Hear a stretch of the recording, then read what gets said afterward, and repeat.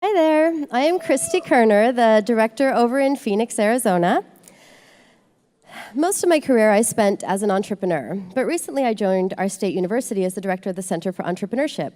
In this new role, I have had a very interesting experience studying how entrepreneurs approach entrepreneurship and how researchers look at it. They're both extremely valuable, but they are very different. Our next speaker is a bit of a unicorn in this area. Not only has he been a very successful entrepreneur, built, grown, and run magnificent companies, but he has also been a very successful author with some really impressive books. Let's just say if you have a dilemma, he probably has a book on it, right? In addition to all of that, though, he is a tenured professor, which is no easy thing to attain at Harvard University. Whenever I see someone that has both real-life experience and a dedication to studying an industry, I listen. Join me in welcoming to the stage Clay Christensen.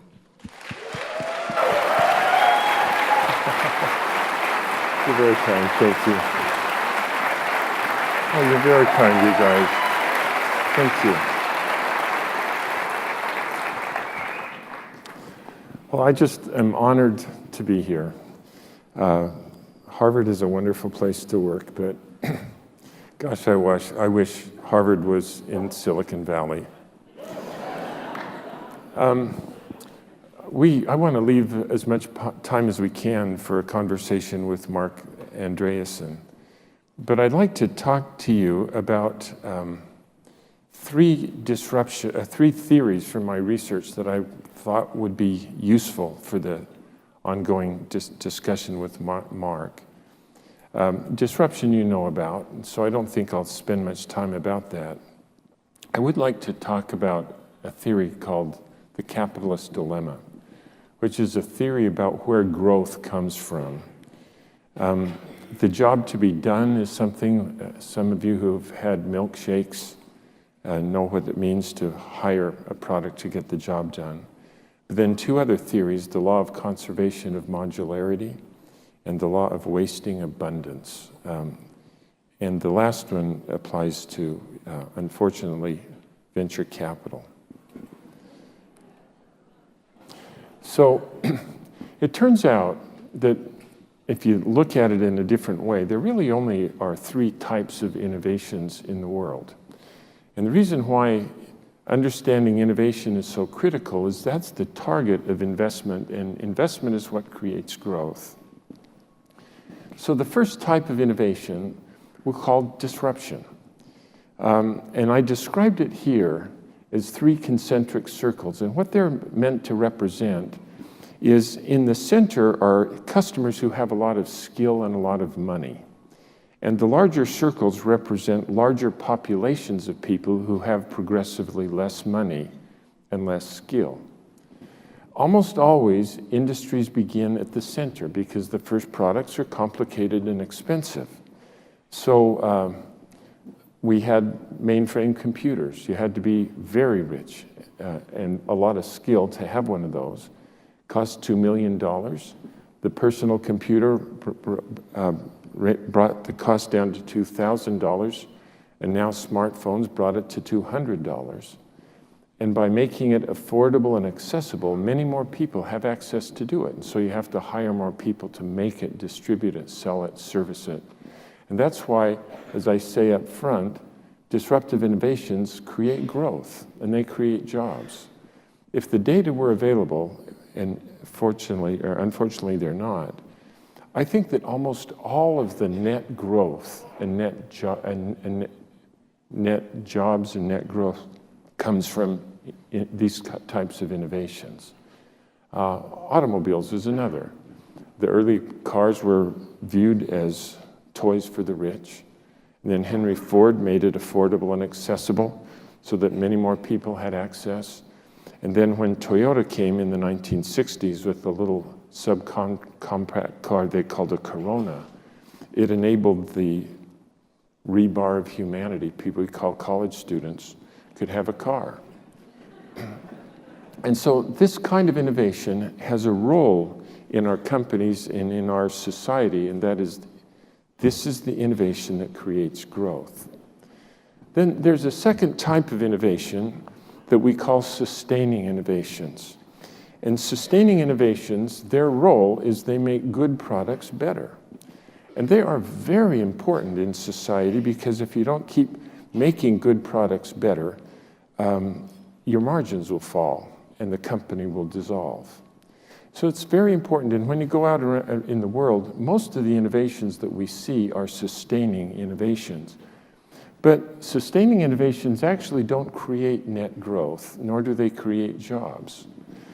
So just imagine that I'm a salesperson for Toyota, and I convince you to buy a Prius hybrid. If I succeed in selling you that, then you won't buy a Camry. If you buy the next generation of my product, which is better, then you won't buy the last generation, which wasn't as good. And so sustaining innovations are very critical. They have a role, but they don't create growth or jobs. And then the third type of innovation we call efficiency innovations, and their purpose is to help you make more with less. And they also are very important because if we're not getting ever more efficient, we'll get killed sooner rather than later. But by their very nature, efficiency innovations eliminate jobs.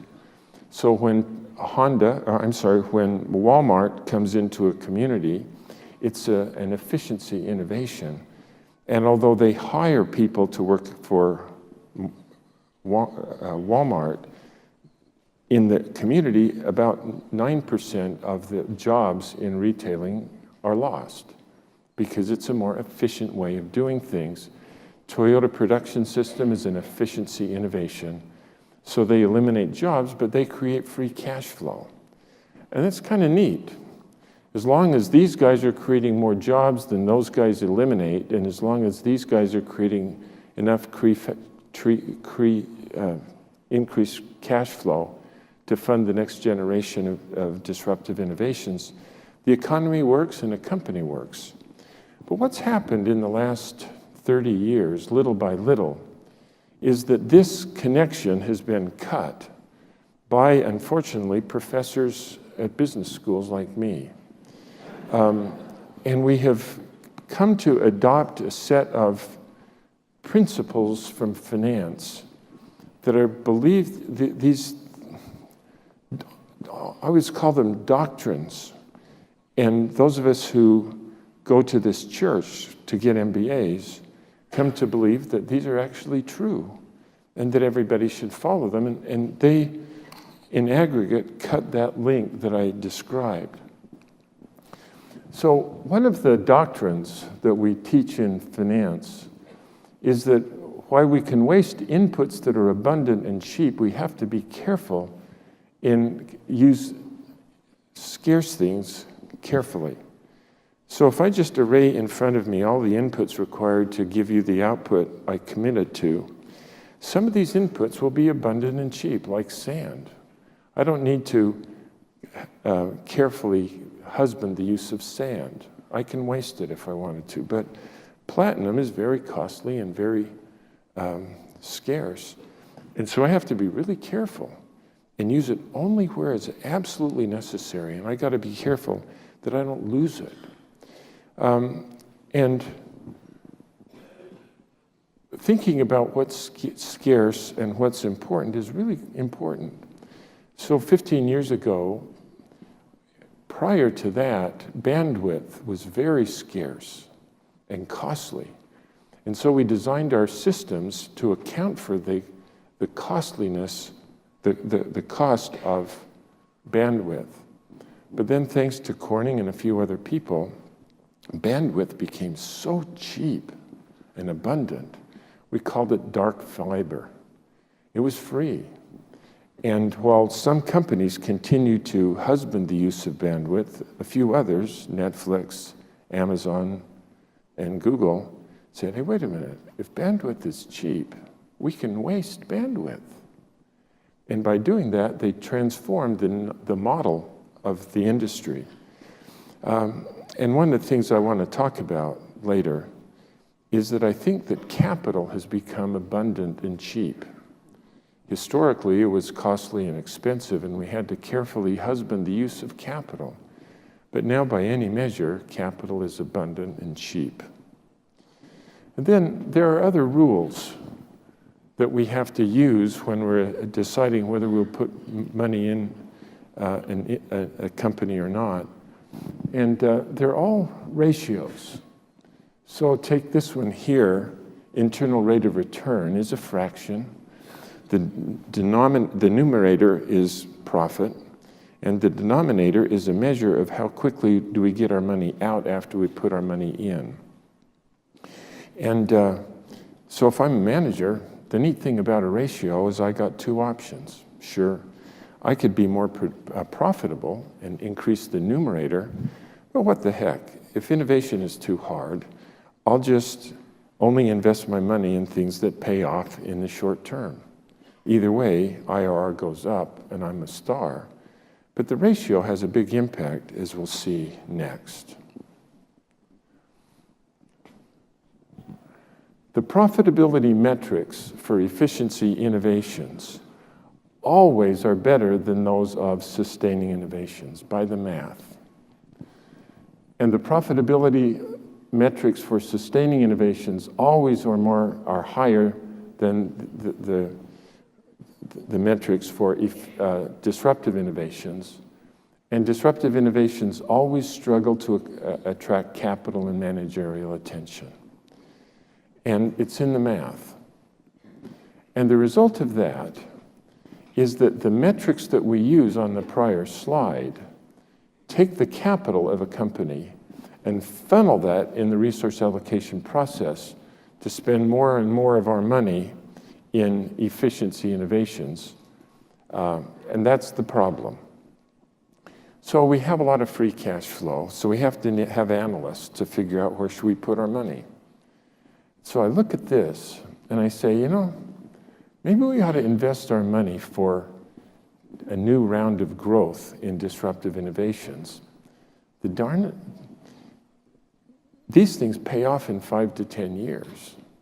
And so IRR is going to go down. These guys need capital, and so RONA is going to go down.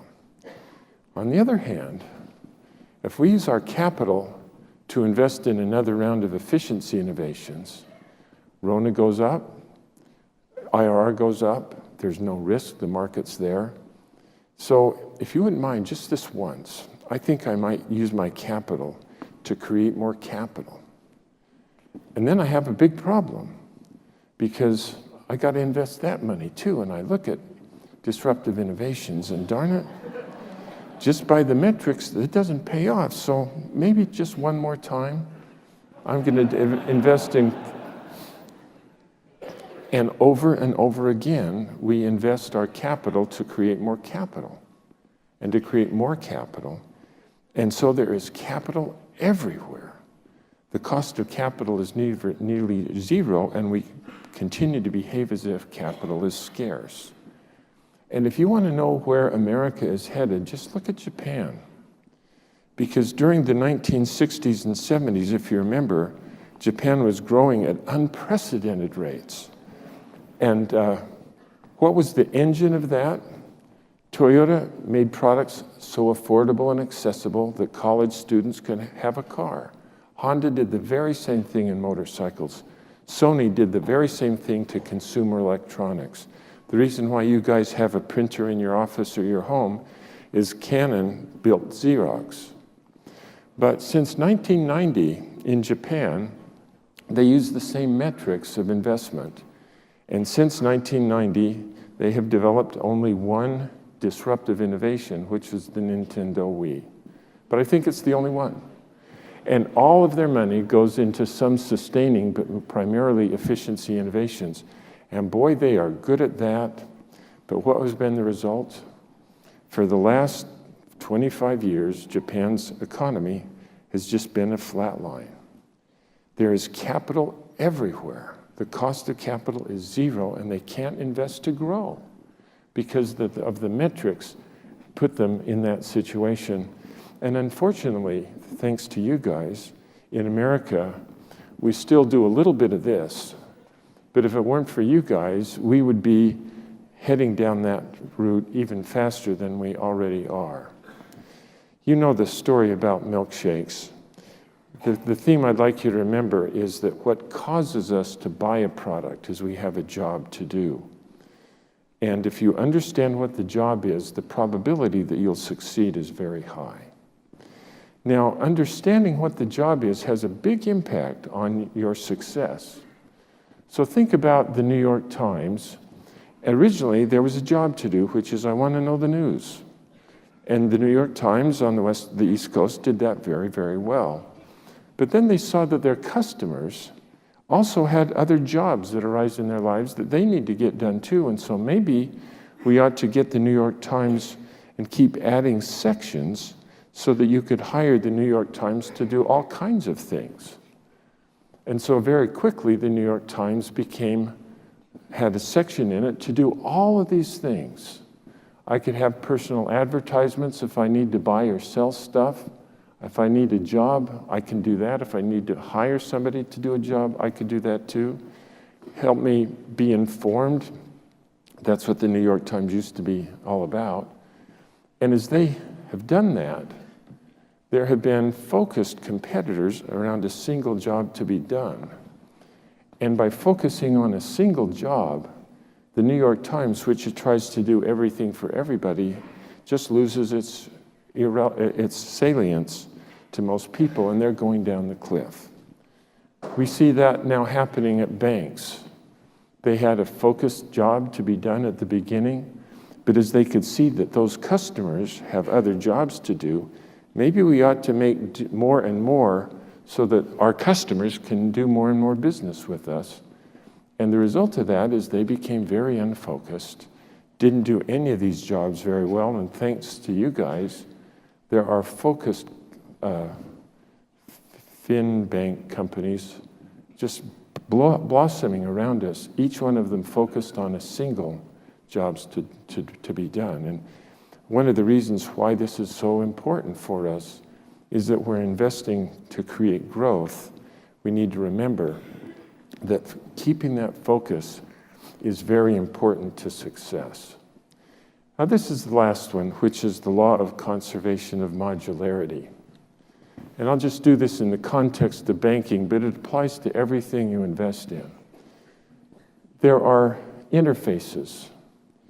Historically, in a traditional bank, they have the back end that has to happen every day without fail. And then there are services that they're trying to offer to their customers. And historically, the interface between those has been interdependent, meaning if I change one thing, I have to change everything. And it was very hard to get out of that relationship because of the interdependence. But on the other hand, where the interface was between banking services and the customer, that was a modular interface. FICO is a way to do it. And everybody knew that if you want to disengage with the bank, you could go to another bank and insert yourself. And because of this modularization of that interface, it was easy for customers to go. And so the banks complained that there's no stickiness with their customers. But it's because this interface is standard that everybody had to adopt. But I think what's happening from the prior slide is that there is opening a modular standard interface between a particular bank that we might call a web bank that does the back-end stuff. And then there are a whole bunch of focused companies around jobs to be done to do those things. And the way these guys interface with their customers is very proprietary and interdependent. So the interface, I write books. Every customer gives me 5 stores or 3 stores or whatever. But we have an interdependent interface. And the law of conservation of modularity means that where you make money is where there's an interdependent interface. And so where you made money, you don't make money. And where you didn't make money, you make money. And this interaction, I think, is really quite an exciting thing for some of the things that you guys are investing in here. So that's what I've been thinking about. And I hope that some of these things might be useful for you. Well, thanks so much.